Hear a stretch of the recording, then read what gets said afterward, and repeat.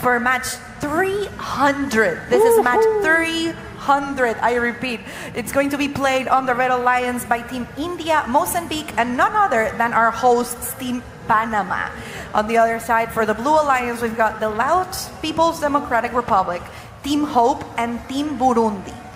I was going to say, if you have tissues at home, please make sure that you're prepared, because when we heard from Team Hope, they wrote to us and said, quote, "Hope is born from the womb of suffering." I cannot think of a more beautiful testament to the adversity that this team has overcome. That phrase truly encapsulates the journey of Team Hope and other refugee students that they represent. We're down to 1 minute and 45 seconds here at the match.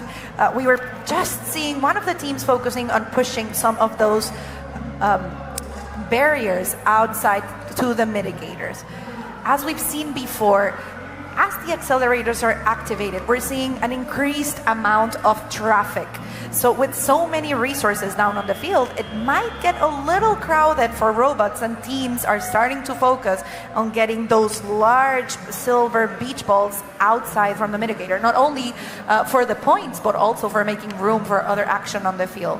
You're right, it's crowded here, but in terms of making room, the first global challenge is all about inclusivity and access and openness. It has this air of absolute acceptance and unconditional inclusivity. Again, I continue to focus on those two words, but you see it evidenced here in the 190 teams competing, some of whom are here for the very first time and had no previous robotics or STEM experience.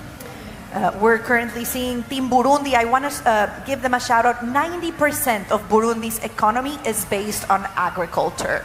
Talk about the importance of eco-equilibrium and diversity. Every single country has its own strength, and they're all as important to the global balance. Now we're going to see the strength of these robots as they start to ascend those ropes that drop during this endgame process. Marlene, what are you looking at? I'm looking at all 6 teams focusing once again on the center field, trying to secure that protection and get the high protection multiplier. One robot already climbing up. Remember, we have different levels of height that the robots can be able to climb. Team Laos People's Democratic Republic, we're currently seeing their robot up close. Look at that mechanism.